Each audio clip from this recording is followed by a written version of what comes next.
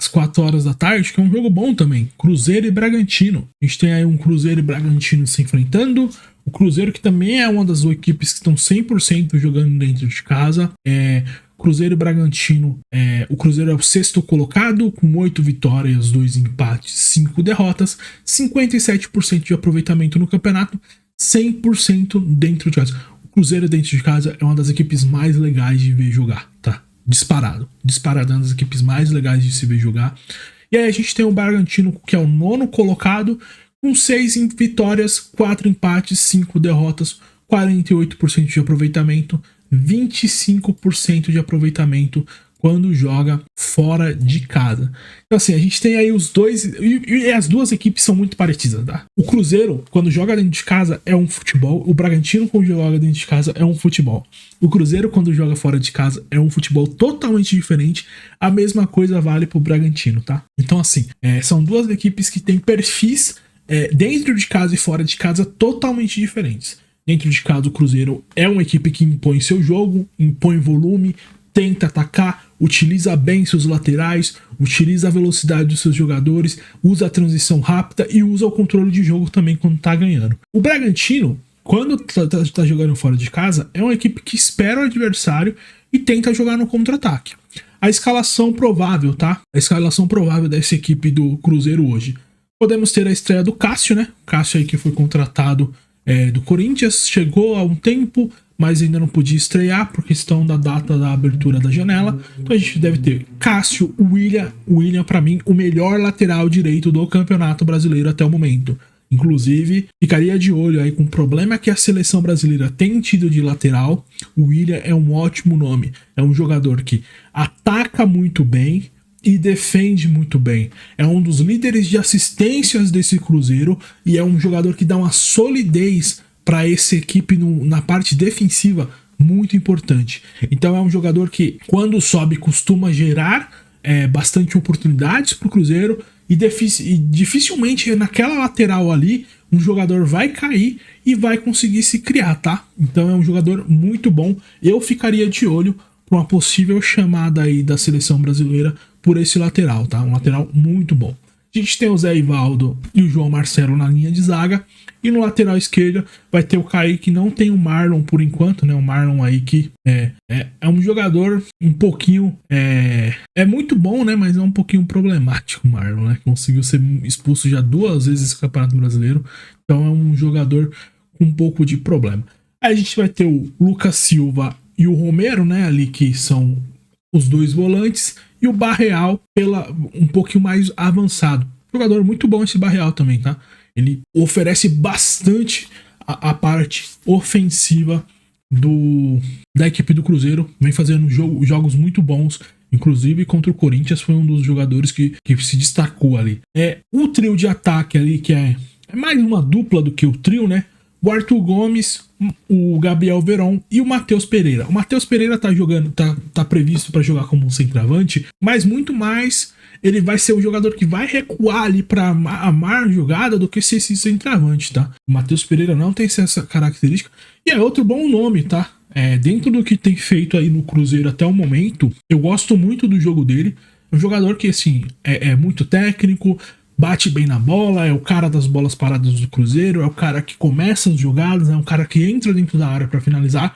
Só que só tem uma coisa que me incomoda um pouco no Matheus Pereira, que é a questão da última decisão dele, a última bola ali dele. De vez em quando ele toma decisões que são um pouco, para mim, um pouco erradas. Ele poderia escolher. Tem hora que ele pode dar o passe, ele escolhe finalizar. Tem hora que ele pode finalizar, ele escolhe dar o passe. Ele ainda erra um pouco nessa questão, mas é um jogador muito bom. E ele tem uma características que hoje está faltando no campeonato, na seleção brasileira, que é aquele meia de verdade, né? Ele é um jogador que é um meia de verdade, um jogador de armação. O Brasil, considerando aí as características dos meios de campo da seleção brasileira, era um cara que não é um cara veloz, mas é um cara que arma a jogada, é um cara de passe, um cara que toca, que dá assistência e finaliza bem.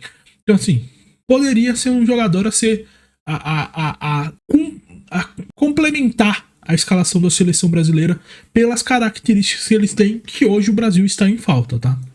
Então, esse deve ser a equipe do time do Cruzeiro. É uma equipe muito forte. E aí a gente tem a equipe do Bragantino, que deve vir com o Cleiton, Natan Mendes na lateral direita, Pedro Henrique e Luan Cândido e o Juninho Capixaba. O Lucas Evangelista e o Eric Ramírez, Elinho, Lincoln, Mosqueira e Eduardo Sacha. Bom, o que eu tenho pra falar disso aí, né? Os maiores problemas que o Bragantino tem pra mim é que no final das contas, quando ele joga fora de casa, ele é uma equipe que recua muito, espera muito o adversário. Então, assim, é uma equipe que acaba sofrendo finalizações mais do que deveria, porque é uma equipe que tem uma capacidade de propor o jogo, né, durante poderia propor o jogo mesmo fora de casa, e aí quando você deixa muitos jogadores finalizar, o goleiro sofrer muita finalização, você entra no segundo problema, que é o Cleiton.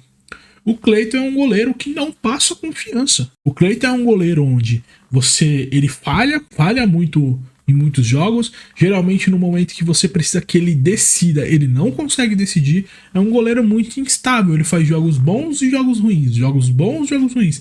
Cleiton foi responsável diretamente pela derrota do Bragantino jogando dentro de casa contra o Atlético Mineiro. Então, assim, é um goleiro que falha com uma certa constância. Então, quando você deixa o time adversário, como o Cruzeiro, que provavelmente vai ser uma equipe que vai conseguir finalizar bastante, e você deixa o Cruzeiro com essa bola, você tende a sofrer um pouco mais.